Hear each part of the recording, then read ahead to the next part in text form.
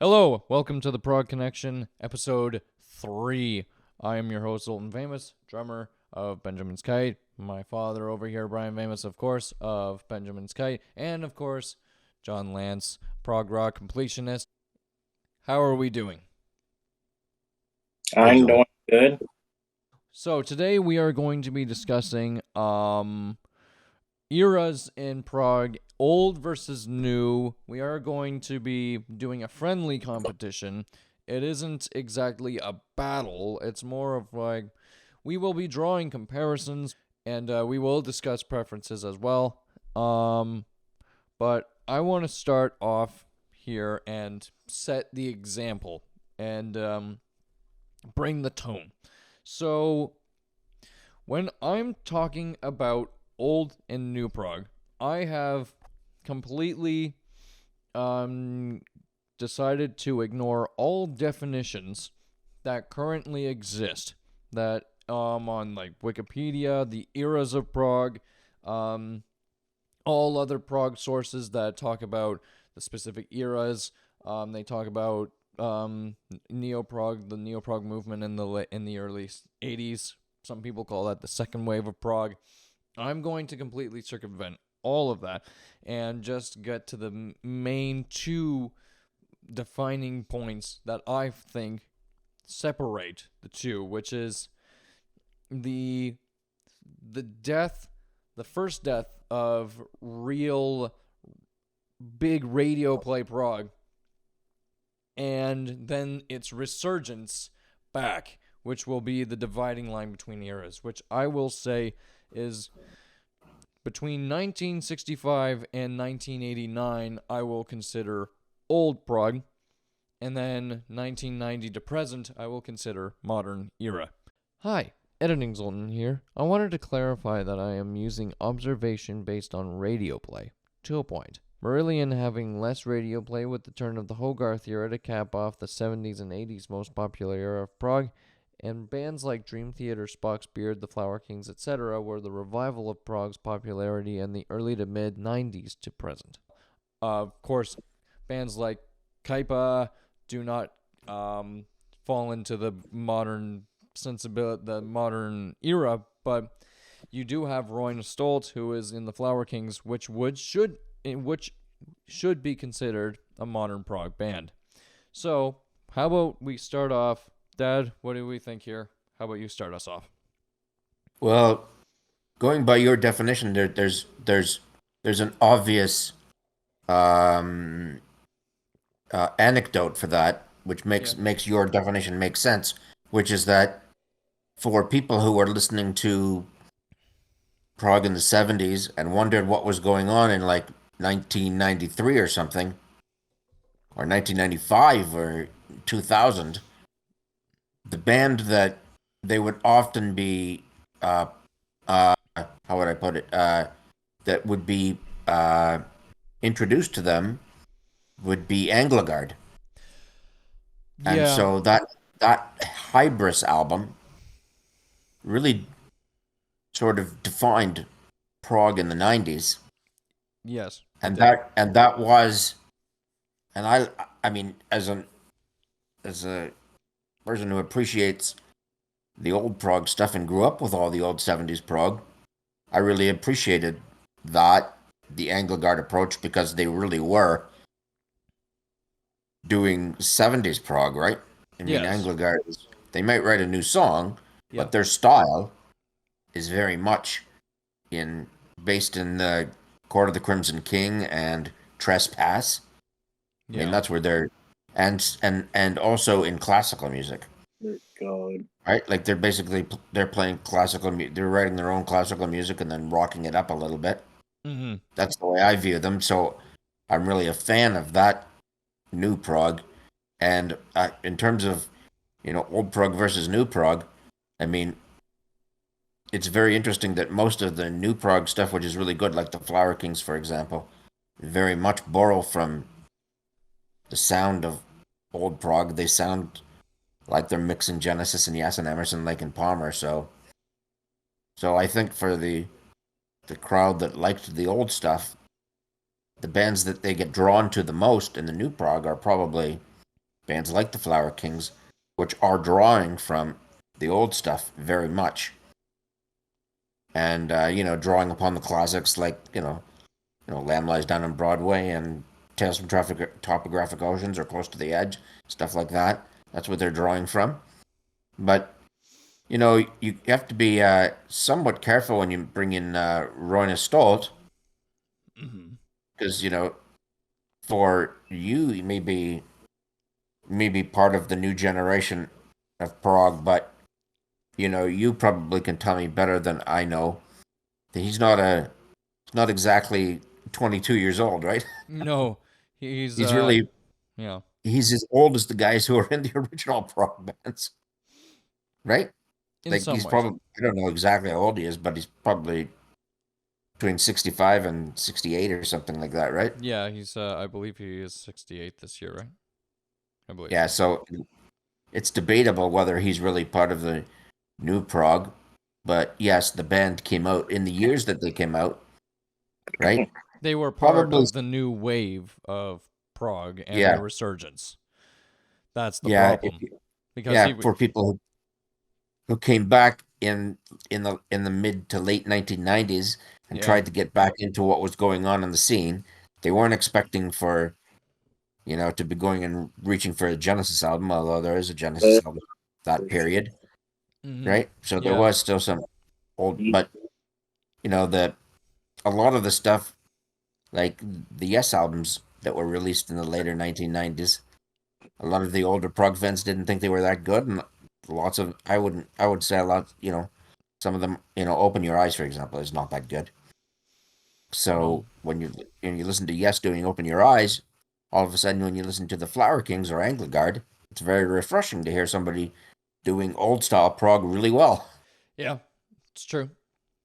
In terms of other new prog, I know that a lot of the newer prog is sort of led by an infatuation for Dream Theater, Mm. and I've already mentioned that in past episodes that I'm not really a big fan of trying to mix Iron Maiden with you know sort of Rush virtuosity and putting it into Iron Maiden type songs.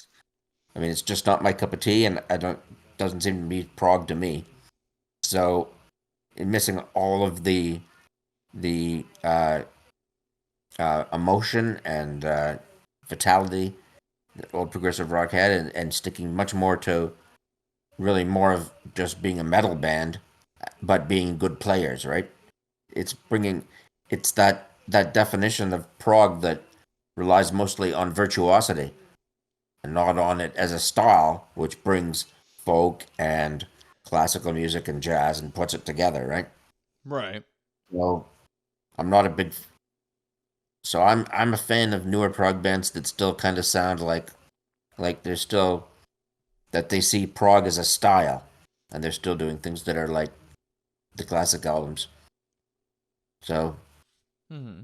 so if I'm choosing one versus the other, which I know you said you didn't want to do, but still, I'm much more of a fan of older prog, and I think I'd rather listen to an Emerson Lake and Palmer album than a Dream Theater album or whomever.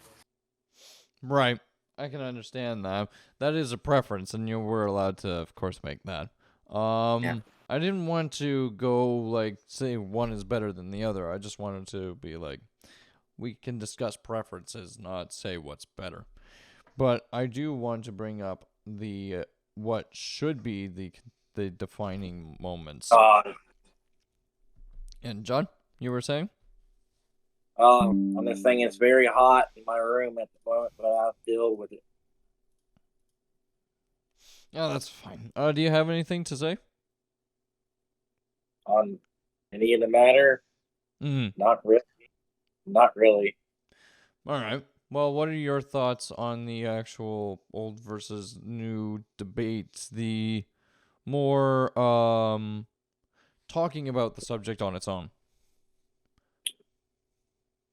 I know that the audience, some like the older stuff, Of course. and most like me. I prefer more the newer stuff. Mm. Um, the thing about older prog is, or just prog in general, is based on where you started. Everyone's gonna have that defining root of where they started off with prog, and I honestly feel when you start, I mean, everyone's gonna find, yes, Genesis, King Crimson, and the famous bands, and that's a stepping stone, and then you grow from there. I'm more of a person who likes I do love 70s, and back in the 70s, how you discovered bands is a lot different than how you discovered bands now with the modern contemporary bands. See, back in the 70s, you went to a record store and you looked at the album art and you bought the album based on if it looked good. Yeah, that's nodding True. along. Yeah, it's true. And also other ways of how bands got more knowledge is they had these magazines that came in through record stores back in the day from just talking to friends, like from Germany and stuff like that, and a catalog system. And that's how a lot of people got into the imports, and that's how you got stuff like the Italian prog scene, the Canadian, like stuff that's not in the main focus of Britain, where the prog scene was mainly flourishing, and then you heard a Rush, and then a little bit of the USA prog bands, stuff like Bonko and Angie. That's the French band Harmonium from Quebec. This stuff was like very obscure and not, and in my honest opinion, wasn't well known until later on in the 90s and onwards, where we had bulletin boards and the internet started coming around.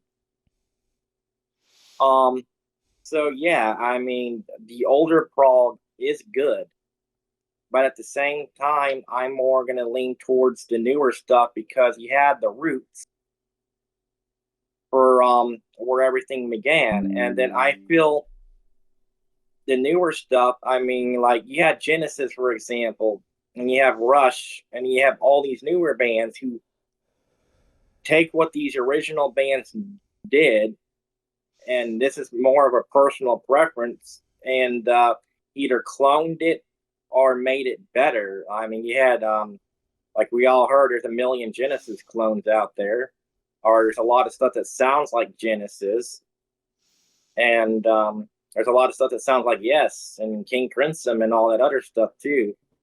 And finding something original in the newer contemporary era is a little bit harder because a lot of the bands wear the influences on their sleeves. But I also feel that the concept albums from the 70s versus the modern era has a significant difference, where the classic 70s concept albums were kind of like dark. They're like fantasy, whereas the modern concept albums had to deal more with philosophical things, stuff about emotions, depression, mental health, all that stuff. Whereas in the 70s, everyone kind of stuck to, I want to say dragons and fantasy, Harry Potter, that kind of stuff. But in a sense, there was concept albums that were made up on the spot, and it, like, you had Thick as a Brick, Tales from the Topographic Oceans, and stuff like that. Whereas the concept albums, like I was just saying, for the contemporary are a lot different because of the cultures that we live in, and with all the massive media in front of us, we are able to is reflect from within to make a concept album. Whereas bands in the 70s were more focused on the concept of, let's try something new musically to see if we can outdo the other band to making a sound that that they never done before. It's like, let's push the boundaries of everything.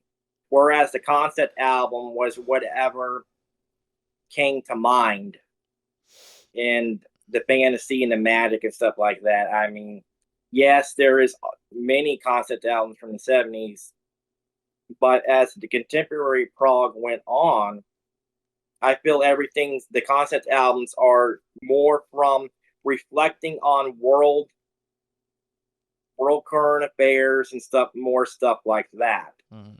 From if I'm going to compare the concept album from the 70s to modern era. Now, as far as, and I already described the sound where, bands were getting adventurous in the 70s, whereas the newer bands,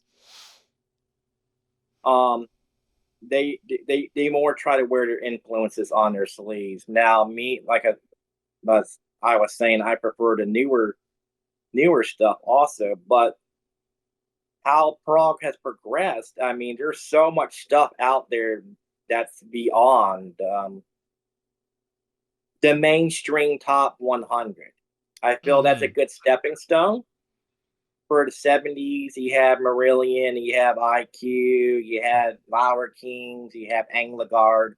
All that stuff is very, very good. Mm-hmm. But there's also the niche stuff that I feel there's mountains and gallons of it. And how I discovered a lot of the obscure prog when I was growing up as a teenager was blog spots. You had a lot of very rare albums that were only on vinyl that were being posted on blog spots. Mm-hmm. One of the big ones was Prog, not Prog. Then you had a jazz rock fusion guitar blog spot. And these were albums you could not get anywhere else. And there was ways for you to listen to them.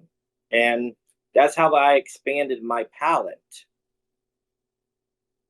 there's just so much material out there. But also the way we get albums now is very cool because you can, all these obscure bands are able to be bought. They're getting reissued on CDs. And my favorite thing is I'm not really big into the 70s as much, but if an album was to get reissued, like a rare album that's obscure, and it's like, oh, this came out this year, I'm most likely able to buy it on physical media because these albums are very hard to get elsewhere. Like, I don't want a digital copy. I don't want a vinyl only. I want the actual physical product. Mm-hmm. So with the new versus old debate, I mean, it all comes down to preference and then the origins and the roots and the history. And that's about as far as I can think of about the topic. I kind of went on a little overboard and a little long, but that's my thoughts. Well, that's what I want. Zoe, just to follow up on what John is saying, because I think it was so spot on, is that a lot of the stuff that, in the 80s, I was still just buying vinyl. Everything was vinyl. But the way you would hear about bands is you'd literally walk into a used record store. And you would either just pick things out based on how good the album cover looked, or you'd walk up to the guy who was behind the counter, and you'd say, I like this and this and this, and he'd say, why don't you try this? Right? Exactly. You say, I like a Pat Metheny album. He goes, oh, okay, well, try an Alan Holdsworth album. Oh, damn. Or try, right? Or I like Genesis. Okay, well, go try this, right? So it really was based on the knowledge of the guy who was in the used record store and how good the album art was. That too. Yeah. And I suppose in that way there's some good because you would try things that if you had a sample of it, you might not have tried it. But once you bought it, you were forced to go home, and now you paid for it. And so now you wanted to get your money's worth out of it, and so you listened to it. And then sometimes, by the 10th listen, you might actually find yourself really liking the band. Yeah. Like I said, the other thing I mentioned was the catalogs that came over. Like, not all record store did it. There's like German imports, but you had to ask for it and you had to know what it was. And you had all the imports that are from like Germany, and like a band like Camel getting not recognition was from those catalogs. I mean, or you got lucky from a record store maybe carrying that album, but that's how a lot of people used to get their news, was from the catalogs. And not all of them had pictures, but some of them did have pictures that were in black and white. So you could look at it and like, oh, I can order this and this and this, but not every record store had that. So if you had a good record store with a person that was really highly into bringing in imports that were not from the UK for Prague, you were in luck. Like I said, I know a friend named Roger, who's heavily into the German prog scene, and that's how he discovered a lot of stuff that he's never heard of before, was because a record store had a German import catalog, and he ordered everything you can imagine, a band you never were not mainstream back in the USA back in the day. And okay, you Bolton, any comment? Dad, to comment on something that you said earlier, when talking about the Flower Kings, it's tougher to talk about Roy Stolt because he was both a contributor to the old prog scene with Kaipa, but he was also completely instrumental in prog's resurgence in the 90s with the Flower Kings. So he's one of those rare types where he was very instrumental in both. You can find a Kaipa album in the top 200 on Prog Archives. They are actually a fairly well-respected band. First Roy Stolt band I've actually seen get that much respect, but we'll leave that for another day. I also think that when it comes down to talking about old prog, there's one thing that helps break them apart, which was old prog definitely stayed around. You had bands like still going for the one, and I believe 77, right, Ted? Something about that, something around there, right? You had Drama, which still had a lot of good prog on that album, I would say, in 1980, I believe. Duke as well in 1980. And of course, you still have a lot of stuff like I don't know. We did listen to some of Discipline, and it had some pretty good stuff on it.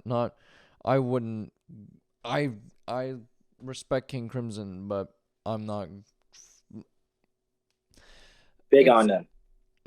Yeah, that's my 2 cents. But overall, when it comes down to that's what it was for the old prog. When it comes down to new prog, you have bands like Angligard, like you said, but you also have more obscure bands like Italian prog rock band The Watch, who is more of a clone band. You also have Ekelin, who's been here since 1990. They've been doing stuff for a while. Porcupine Tree as well with Steven Wilson's and his solo project, which apparently has been very influential in actually bringing up in the widespread knowledge of prog, as he's the most well-known name nowadays for being associated with the genre. You also have bands like Haken and of course Iluvatar's kind of old, though. They did release an album within the last 7-8 years, I believe. Yeah. I love that too. They're like I think they're from New Jersey or somewhere up in... I can't remember exactly where they're from.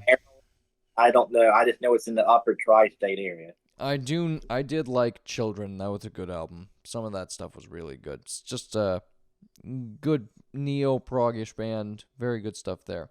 Again, a Wobbler, too, because their first album was like 2006 or something, I believe Hinterland came out. Yeah. I love the first two Wobblers. I love Hinterland. It's such a... I would gladly put that album in the top 100 over... and I'm sorry, Rights at... no, not Rights at Dawn. It's somewhere From Silence to Somewhere. I would listen to Hinterland over From Silence to Somewhere, but that's just me. That's another band that kind of weirdly sounded like, I don't know, Wobbler was different back then, and when they got the new singer, which they changed stylistically and started sounding more like Yes. Yeah, it's I one of don't the big flaws that I didn't really like. People loved it, but at the same time, it didn't I sound like prefer the Wobbler. third album the most. Now the newest one Rights I at don't Dawn? mind. I like half of it, and then I don't like the other half. I like the epic and Mm. the shorter song.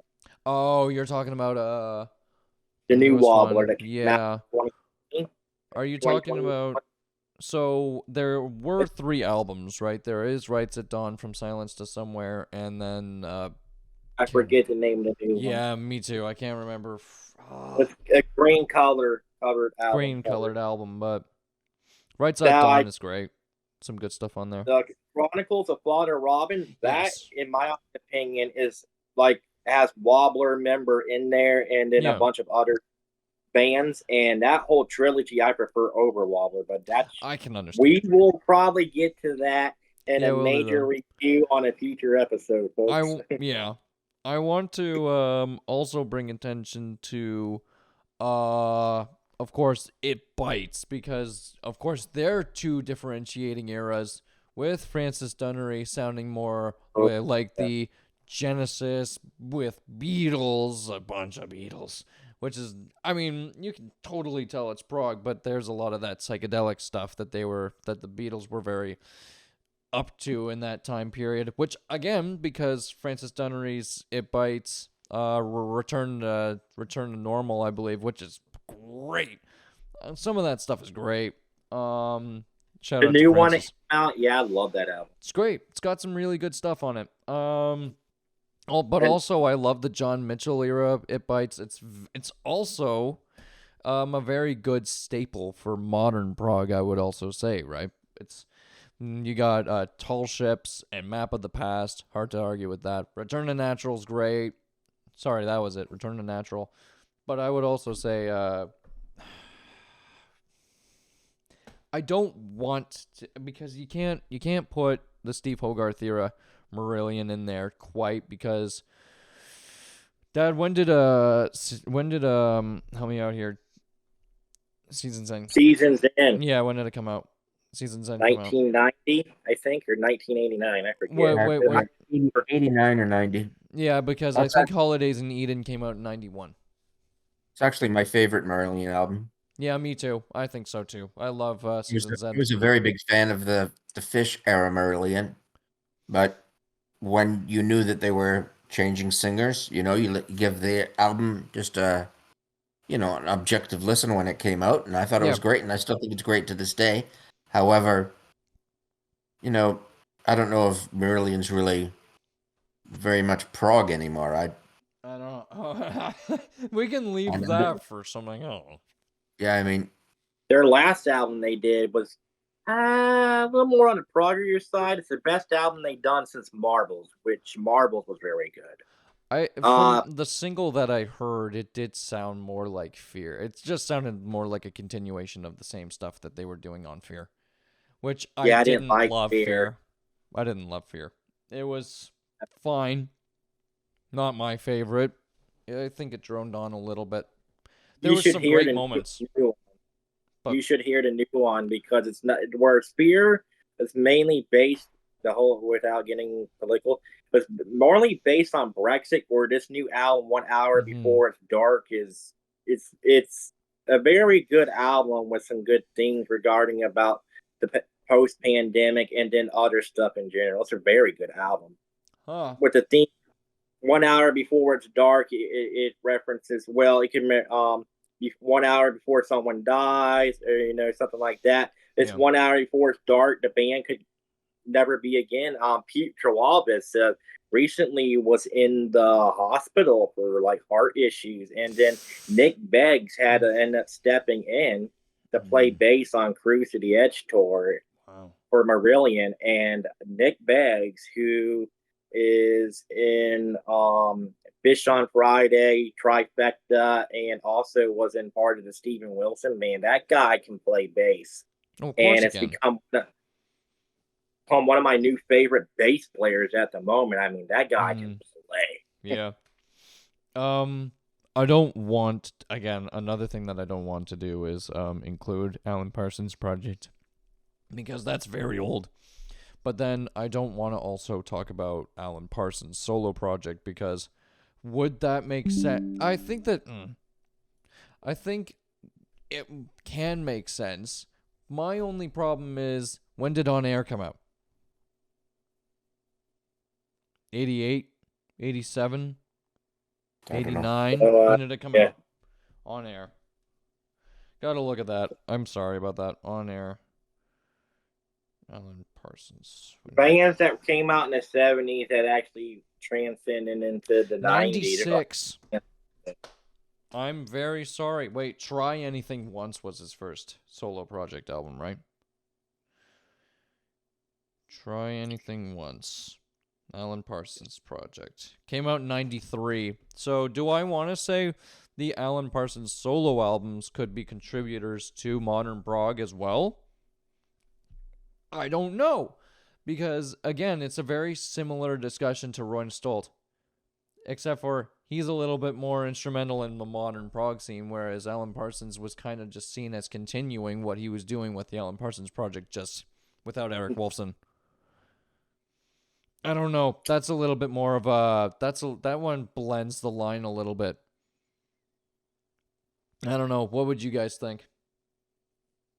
More likely. I mean, but if you're going to do... okay, Rolling Stone was in Kaipa, and then later was on in the Flower King.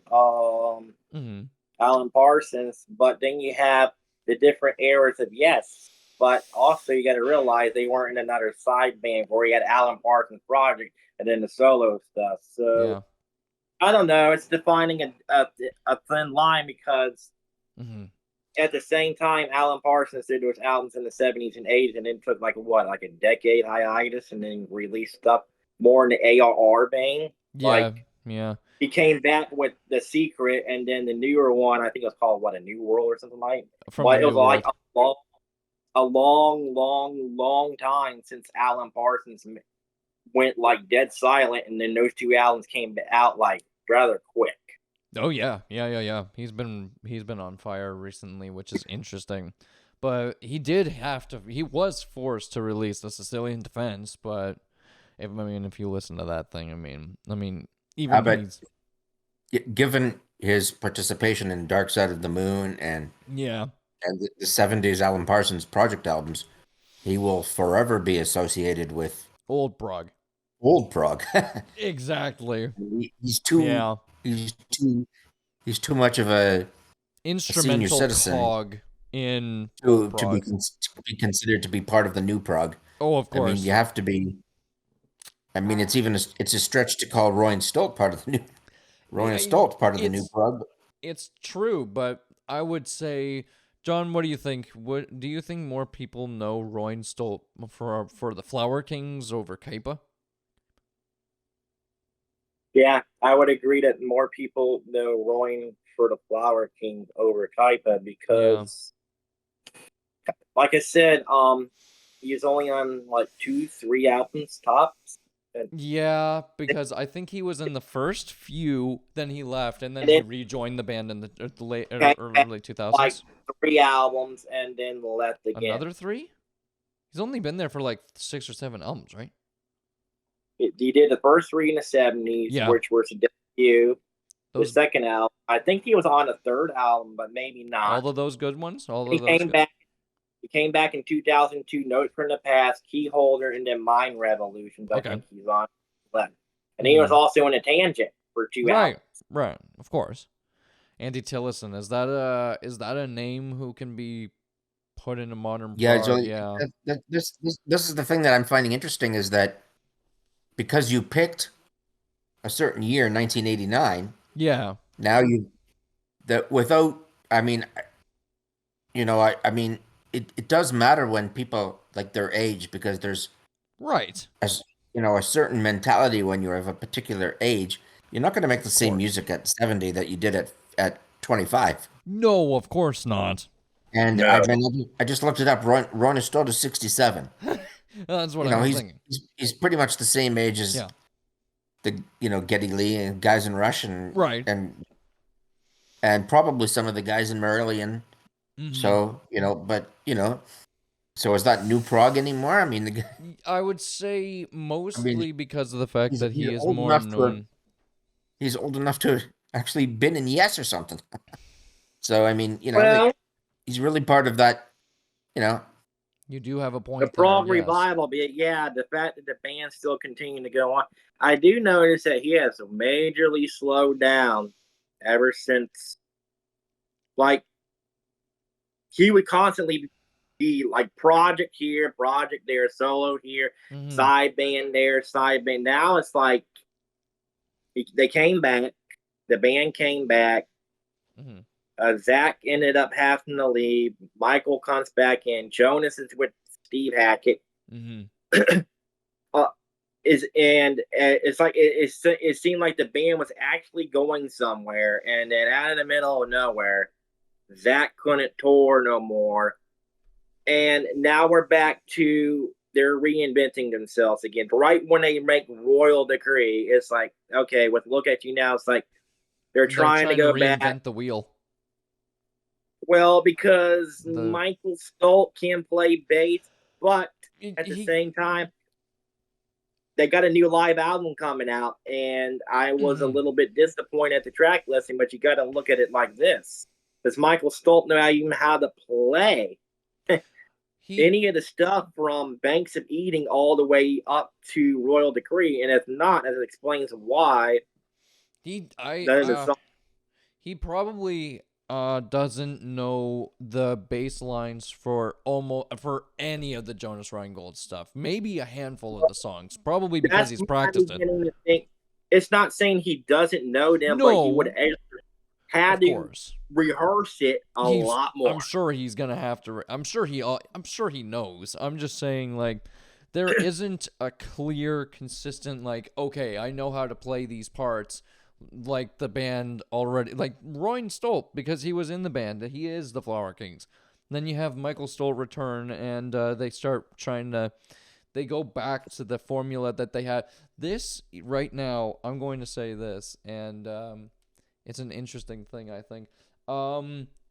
To give Michael Stolt an entry back in the band, his first album back in the band, this era of the Flower Kings has made their. This is. Look at You Now is this era's Waiting for Miracles. I In a wouldn't weird say way. Because Waiting it's for Miracles. It seems to me more like it's back in the world of adventures all over again. kind of. The problem with that being is that it opens and closes with a 13-minute piece. This album just kind of has the safe, typical Flower Kings songs that you hear, just like Waiting Yeah. for Miracles did. It's very just good, typical Flower Kings, and that's what Look at You Now was too. And Waiting for Miracles, they're very Yeah, just it's like the good. band has to reconstruct her into Yeah, finding its voice I again. I have no doubt in my mind that the next Flower Kings album it'll at least have a different identity to it, and Modern Prog will have more of a well try to grab its throat for that one for sure. But Dad, you want to say something? yeah, I just wanted to add in because just because I got onto this thing about Yeah, the age of the person who's creating the music. yeah. I think it has a lot to do with how the music sounds and stuff like that, whether it's old or new. And in the last decade or so, Steve Wilson is spoken about in a lot of articles and stuff as being sort of, the king of True. prog. And he's a very important figure in the new prog.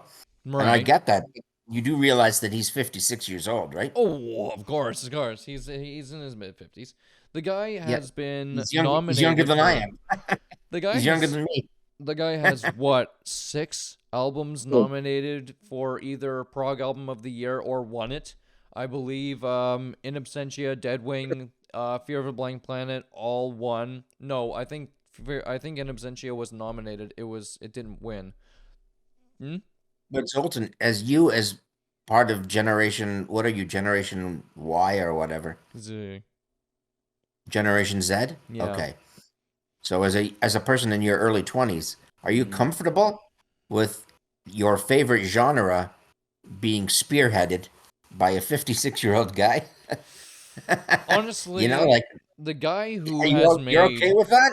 the guy who has made In Like, I Absentia, mean, he's good. Stupid I love Dream. him, but still, he's more in my age bracket than your Right, age bracket. right. But the guy made Signify to Fear of a Blank, well, Fear of a Blank Planet, and The Incident to Grace for Drowning, and to his new one, The Harmony Codex, and whatever he's releasing later or early next year. I'm so excited. Two 20-minute plus songs. I'm excited to see what that's all So about, Steve. You better you'll still be. you better I think Steve, I you better think tell us about it. But I think the mhm, 20-minute songs, because let's look at this. mhm. He just released Harmony Codex, I which is a believe it's mix of yeah. electronic and different stuff. If these are two 20-minute songs, and you just got done releasing an electronic Yeah. album, Yeah. the only thing I think that this is possibly going to go and do is Berlin school style, like Tangerine Dream. I can see that. Or he's going to just go Do straight the back old to his roots. He could Sky totally Move do that. Sideways. He could totally Sky Move Sideways. he could totally release a like Sky Move Sideways Signify like sounding album with two big sounding epics, and we would all be like, yes, this is vintage SW. And I would He call him the could. king of prog then. And I understand that now, and I think But if let's that's what it is, then we will 100% back that. But let's be um, realistic. Every album he does is always something new, it and since is. the I I have a strange feeling it's good. If it's anything, it's going to be like a Berlin style school, like could Tangerine Dream, like solo work, like it could very well with be, synths. yes.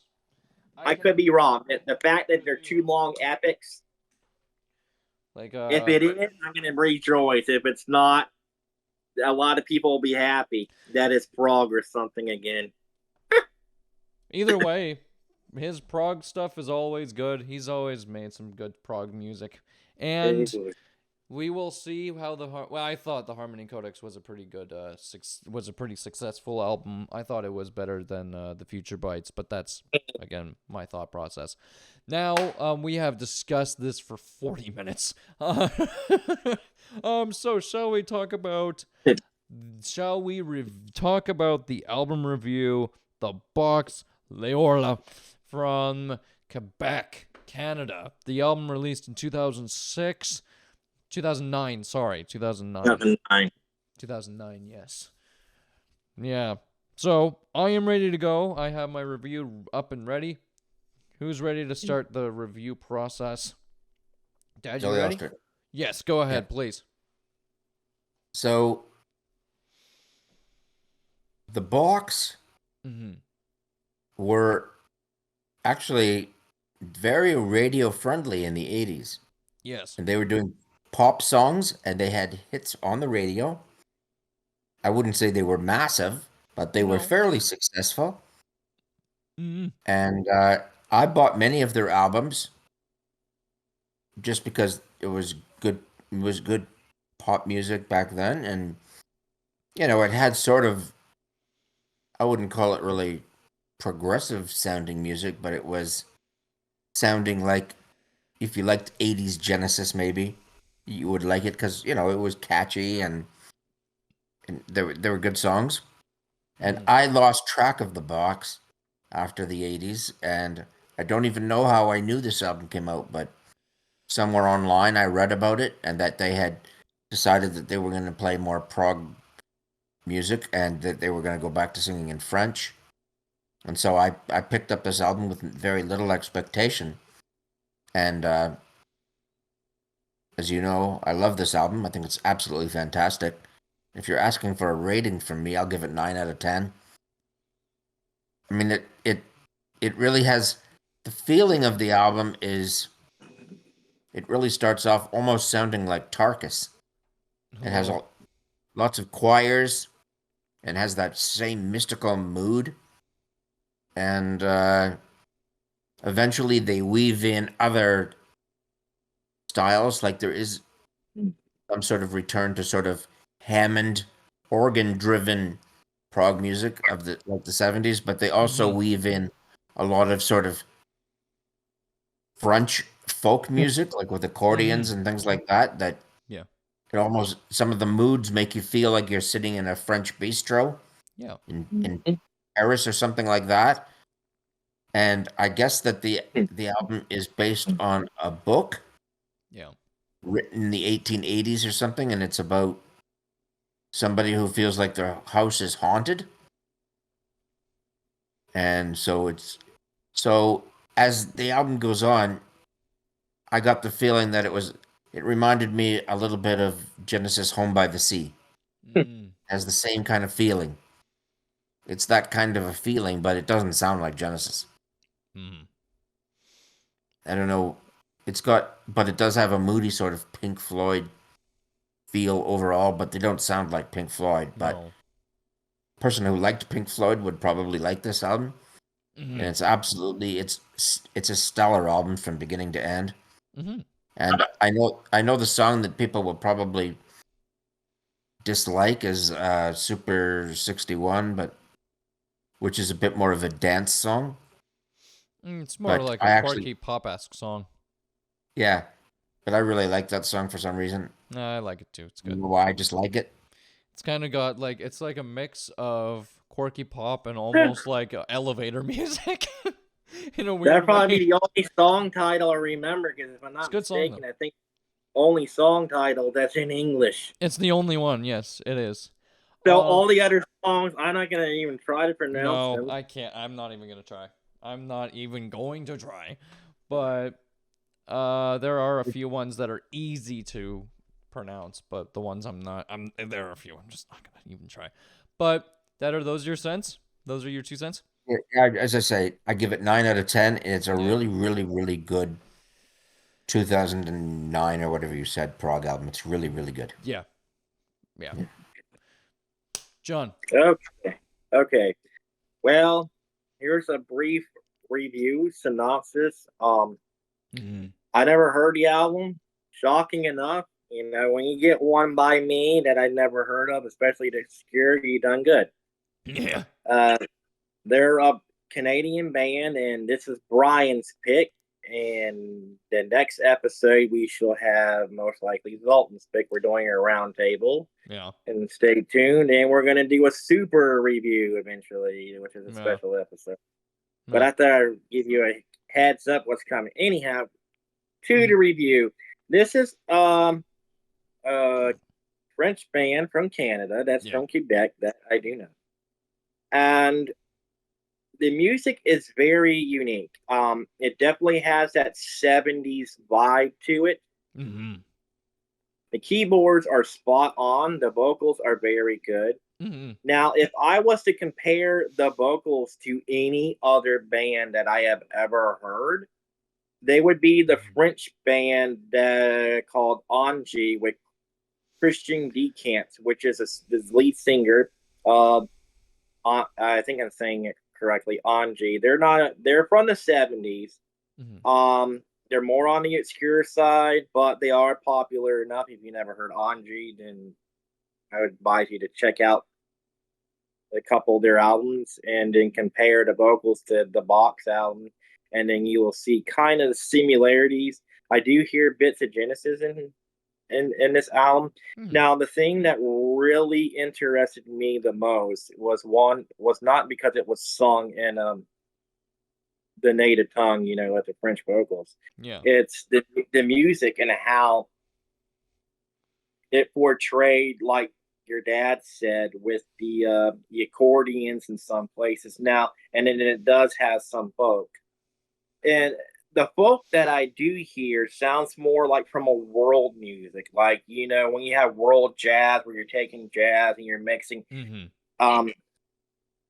the folk and the world music together. That's the kind of sound I hear a little bit at times. Where Theo Travis from Soft Machine has a couple solo albums, and where he plays on. There's a solo album he did a few years ago. I forget the name of the inch. It's songs from the apricot tree, and he plays the songs on this weird.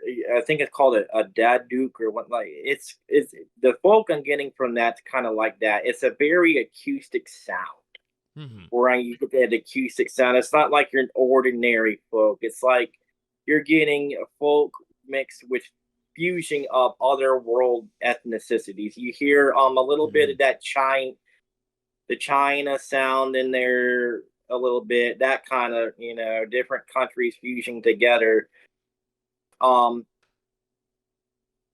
how Rush did on "Hold Your Fire" with the song "China Sang to Me," kind of like you hear the Dulcimers and stuff like that, in that kind of acoustic sense. Now, this album, I've heard it at least 2 times, 3 times now. I don't remember all the songs if I had to pick a favorite, because I view this album more as one of a collective whole, where you hear the whole album and it's this one, because it does sound like it flows very good.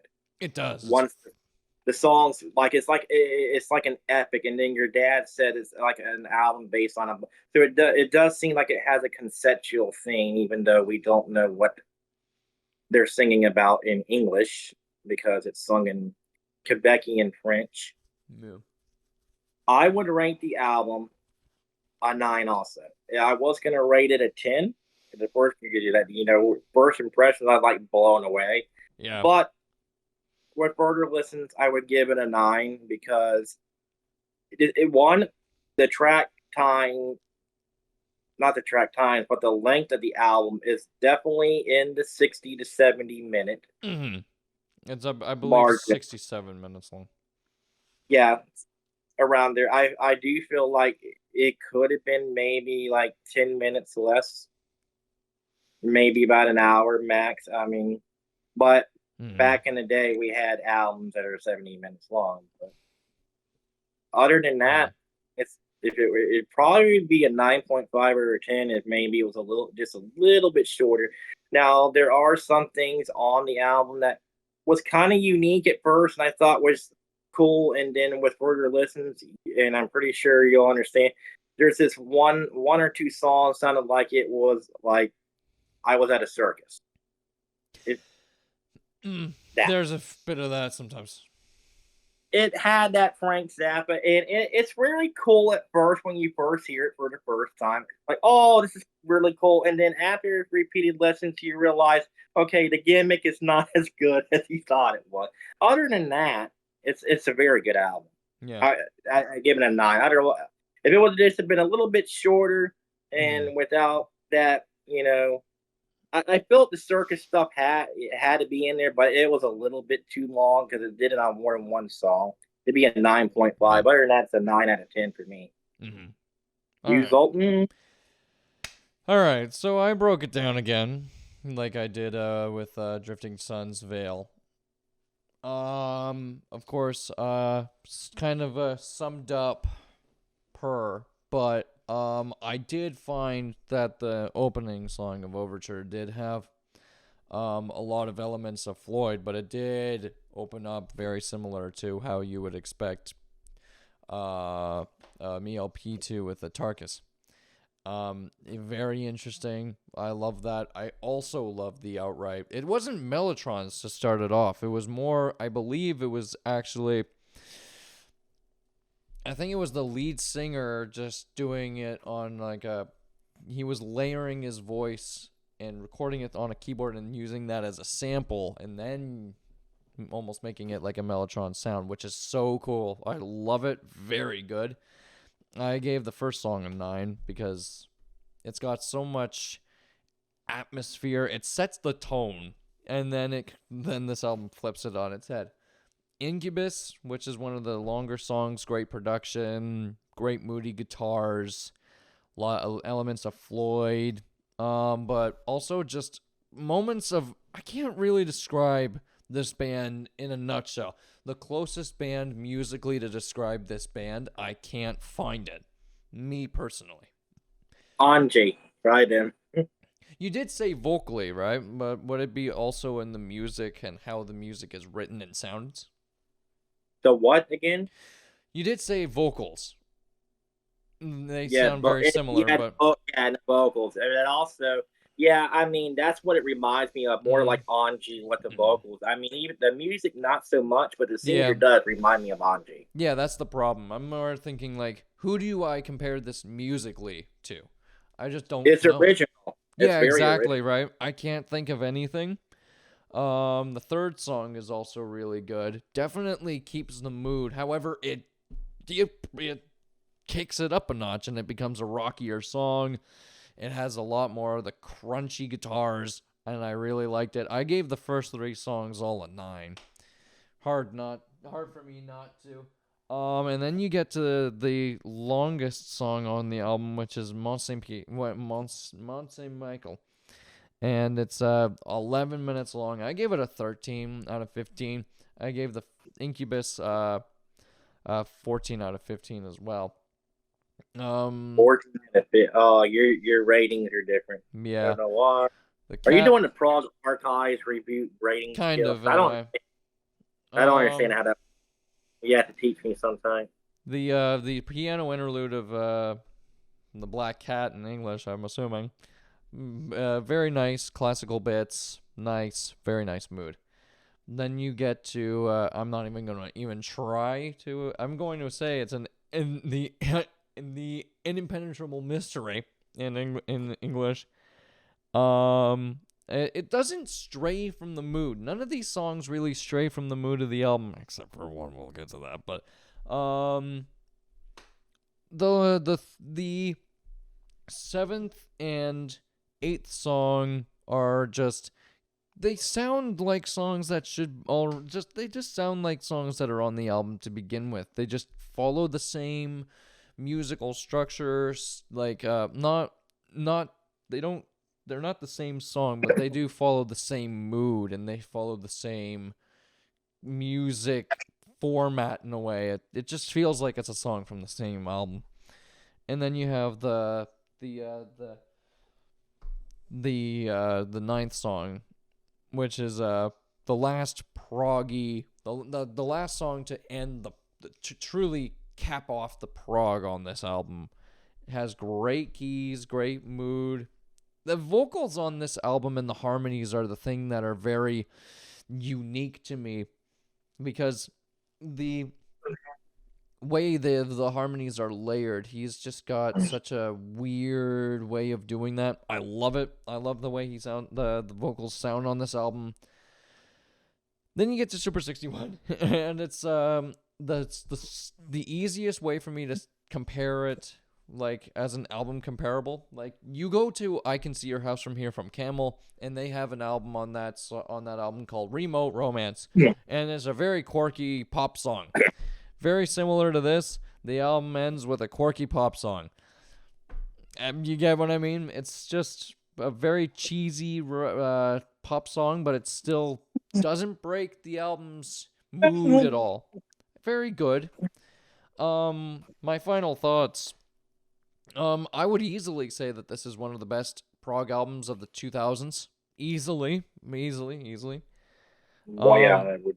And it's got moody. It's moody. It's got great guitars, great keys, vocals, weird proggy moments, great pop-esque moments that call back to their 80s sound in a way, but also keep the prog mood. It's very musically diverse, got hints of folk, French folk music, of course, a little bit of, I think I heard sitar on this album a little bit too. Mostly the keys. Consistently good in terms of songwriting, composition. It's clean, well put together. I heard moments that are comparable to plenty of bands like Genesis, Pink Floyd. Even I even felt like I could compare some of the music to Wobbler in a way. Just a little bit, moments here and there, but that's the best I can do because there's not much to musically compare this to. It's very unique, very well done. It is a stellar record, well produced, good songwriting. I It would gave be interesting. It would be interesting, Zoe, to know who these guys' influences were. Yeah, I would absolutely Like, love to know what they other, were other thinking than when the writing this obvious, album. right? Other Yeah, than Genesis or whatever. But yeah, did they have other specific I, influences yeah, maybe in more like French, like yeah. Right. or French I was thinking that bands? mostly because of like, how on earth did they come up with something like this? I want to know. I need to know. I gotta know. It's a I very know I did. interesting. They I are from Quebec, and there is Quebec Prog following. You got other bands like what are they called? Slow, not slow, something with an X. You know when my brain needs to work, it doesn't. jeez. Harmonium's Yeah. one. Mm-hmm. Banerjee is another one. I think the band's called SLOCHE or something like that. They're like a jazz fusion band. I see. Like I said, there is 70s Prog Quebec scene, Yeah. but this album, like I said, if you're gonna if to comment any further on it, I could have Mhm. probably gave this a better review, but due to I just turned 40 and a lot of stuff's come up. We had the lease and other stuff like that. Mhm. This is an album. If you never heard it, this is probably one of those albums I feel it should at least grow on you for at Mhm. least a few weeks, and you must have the time dedicated toward it. If you got a lot of stuff in your life going on, Mhm. it's going to be very hard to review. It's Which a I reviewed, like for a track by track analysis, like you did. I could have you, done that. Like I said, yeah. things came up. Mm-hmm. I think that the more time gives us more freedom, and that's why I like doing it here. But on my final rating, I summed up all the ratings for the old ones and how much out of 105, I gave it 91. So I give it an 86.86% rating, and I just summed that up to 9 out of 10. I just jumped it up to Round up. 9. Yeah, just wanted to round up and keep it simple. Keep it relatively clean here. And I think that this is a very fair rating. It has moments of greatness, moments of brilliance. However, I would also have said that you maybe cut a little bit off, and you may get like a 9.5 or even a 10 here, and it's so good. It is one of the better works in terms of a prog rock album. It's one of the better prog rock albums of the last 25 years, I would say. I'd like to give a few shout outs before we end. Shout out to my dad, whose name I won't give out live on the internet for personal reasons. Yeah. Shout out to my brother. Yep. You know who you are. Yeah. And shout out to a good friend that I've been listening to from St. Louis, Missouri. He does a weekly show called Seasides. It used to be on a local radio station. Now he does it on the Roots FM. Rick Camello or Camelio, wherever his name. I think it's Rick Camello. Good friend. Giving him a good shout out. Check out his. It's on Mondays from 9 to 11 Eastern Standard Time, Seasides. And with that, hopefully we should have the next album review. I don't know what it's going to be, but Zoltan's going to be picking. I'm going to make this a very interesting one because Surprises are in store, but Yes, you they do are. know that I kind of spoiled the bag with the Chronicles yeah. of Slaughter Robin. We're gonna do a Oh. pretty big episode on that. For the album, for episode 4, I do want to. I want to bring in a little bit more of an obscure album, but then again, I think that because Dad is going to continue to peddle 80s and 90s prog that you don't know, apparently, John. He's going to continue to do his best to do that. I'm going to see about being the voice of underrated prog bands on their albums, so we'll see about that. And I'm going to see just about I know that you love your modern prog, but one of these albums I'm thinking of, I'm gonna have to force you to dip your toe into the 70s again. Ugh. But other than that, I think, Dad, what do you think? Good. Yeah. I'm good. All right. Any closing thoughts? We did good, and we did it in under an hour and a half, I think. Yeah. Anyone wanna say before we close off here? We all did good. Congratulations, everybody. Yeah. Dad? Listen to the box, HORLA. It's a great album. Yeah. I agree. And I think with that I will make one more statement. Thank you very much for watching. This has been the Prog Connection. We are going to be making another episode fairly soon. Also, I would like to bring attention to one little news item. Benjamin's Kite has officially announced that we are going to be releasing our album coming this year. It would be much appreciated for everyone listening to be ready for when we finally release some information about the upcoming album. Dad, do you have anything to say about the upcoming album? Well, we'll release information on the website, right? Yeah. benjaminskite.com. We will leave that in the link in the description down below. As for the Prog Connection, thank you very much for watching. If you like this, please leave a like, share, and subscribe, and stay tuned for the next episode and installment of the Prog Connection. Thank you very much for watching. God save the best. I can't steal his content. God save King Chuck. Okay, sorry. I'm sorry. I'm not allowed to do that. That's just, no. Thank you very much. And we gave a shout out to Prog Corner before we left. Shout out to the Prog Corner, indeed. Shout out to the Prog Corner. Yeah, which thank you. Also, by the way, our good old man Sultan was on a recent episode with the 5 Desert Island. Go check that episode out. Shout out to that.